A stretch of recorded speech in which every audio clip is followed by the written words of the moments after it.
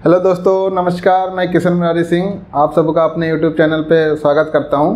आज हम बात करने वाले हैं कि एनजीओ के लिए जो डोनेशन होता है उसको कैसे कैटेगराइज करते हैं और कैसे हम डोनेशन को कैटेगराइज करके अपने टैक्स को सेव कर सकते हैं। तो उसी पे आज हम चर्चा करने वाले हैं।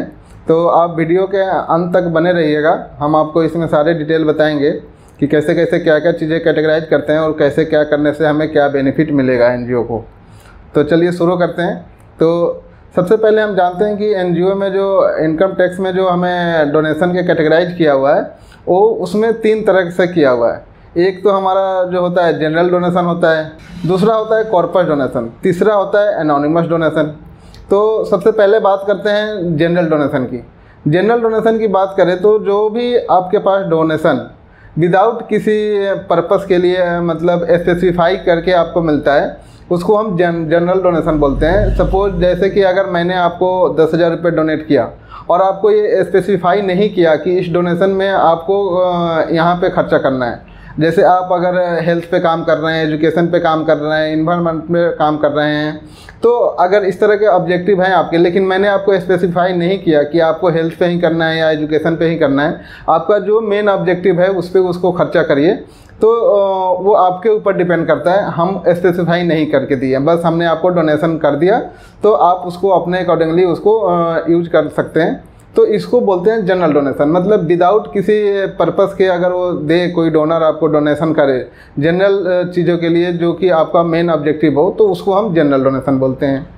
दूसरा आता है हमारा कॉर्पस डोनेशन। कॉर्पस डोनेशन वो होता है कि जो कि मतलब किसी स्पेसिफाई ऑब्जेक्टिव के लिए दिया जाता है। जैसे कि अगर आप हेल्थ, एजुकेशन, इन्वायरमेंट या और भी किसी ऑब्जेक्टिव पे काम कर रहे हैं, तो जो डोनर है वो डोनर आपको बोला कि मैं आपको 10,000 या 1 लाख या 10 लाख रुपए दे रहा हूँ, इसको आपको हेल्थ के लिए खर्चा करना है, हेल्थ पे ही खर्चा करना है। तो आपको वो क्या हो गया, वो स्पेसिफाई हो गया कि इसको आप हेल्थ में ही कीजिएगा खर्चा, तो वो कॉर्पस डोनेशन में आएगा। या कोई अगर बोलता है कि आप इसको बिल्डिंग कंस्ट्रक्शन में खर्चा करिए, तो उसको बिल्डिंग कंस्ट्रक्शन का हो गया। या इस तरह से बहुत सारे जो स्पेसिफाई करके दे आपको कि ये डोनेशन जो है आपको सिर्फ और सिर्फ एजुकेशन पे खर्चा करना है, तो आपको एजुकेशन के लिए ही उसको खर्चा करना है, दूसरे उसमें नहीं करना है।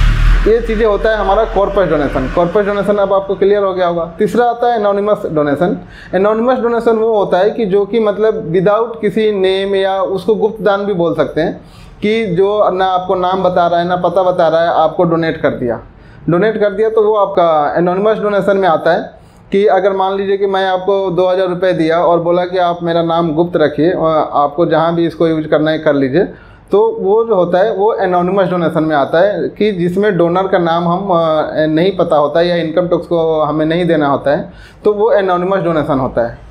तीनों डोनेशन पे टैक्स का वो चीज़ें जान लेते हैं। जैसे पहले मैंने बताया जनरल डोनेशन। जनरल डोनेशन में क्या होता है कि अगर ऑब्जेक्टिव के, अगर मेन ऑब्जेक्टिव है, उस ऑब्जेक्टिव के अचीव करने के लिए 80% तक अगर आप खर्चा जो करते हैं वो ऑब्जेक्टिव पे करते हैं, 20% अपना आपके उस पर एडमिनिस्ट्रेटिव खर्चा करते हैं, तो आपको कोई टैक्स दोबारा देना नहीं होता है।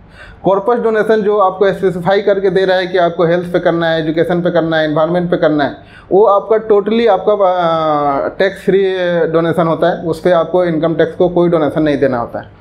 एनोनिमस डोनेशन की बात करें तो एनोनिमस डोनेशन में जो टैक्स होता है वो इसमें ज़्यादा डोनेशन होता है। इसमें क्या होता है कि आपको अगर एक लिमिटेशन होती है कि आपकी एनजीओ का जो भी मतलब टर्नओवर हो रहा है, उस टर्नओवर का 10% जो होगा वो एनोनिमस डोनेशन आपका टैक्स फ्री होगा। उसके ऊपर जो आपका एनोनिमस डोनेशन आएगा आपके पास, तो आपको क्या होगा कि उस पर 30% का टैक्स देना होता है।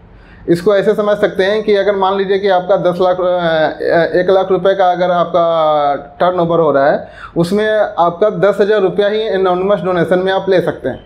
अगर मान लीजिए कि आपने 20,000 रुपया एनोनिमस डोनेशन में लिया हुआ है, तो 10,000 रुपया तो आपका ऐसे टैक्स नहीं लगेगा, लेकिन जो बाकी के 10,000 बच्चे हैं उस पर आपको 30% इनकम टैक्स को टैक्स देना होता है। ये चीज़ें जो फुल्ली क्या बोलते हैं रिलीजियस एक्टिविटी लोग करते हैं, जैसे मंदिर, मस्जिद या गुरुद्वारा, इस तरह के जो भी मतलब रिलीजियस एक्टिविटी जो 100% रिलीजियस ही वर्क करते हैं, उनके लिए एनोनिमस डोनेशन में पूरा टैक्स बेनिफिट मिलता है। उनको कोई टैक्स देना नहीं होता, क्योंकि उनका ज़्यादातर जो सोर्स ऑफ फंड है वो एनोनिमस डोनेशन के थ्रू आता है। जैसे आप देखते होंगे कि मंदिर, मस्जिद या गुरुद्वारा में बाहर डोनेशन बॉक्स रखा होता है, वहाँ पे गए लोग 2000, 5000, 10,000, 20,000 जिसको जो श्रद्धा है वहाँ पे डाल दिए। तो उनका ज़्यादातर जो सोर्स ऑफ इनकम जो होता है वो एनोनिमस डोनेशन ही होता है, तो इसलिए उन लोगों को इसमें ये बेनिफिट दिया गया है। अब आशा करते हैं कि आपको ये वीडियो समझ में आया होगा। अगर अच्छा लगे तो आप इसको लाइक करिए, कमेंट करिए, शेयर करिए।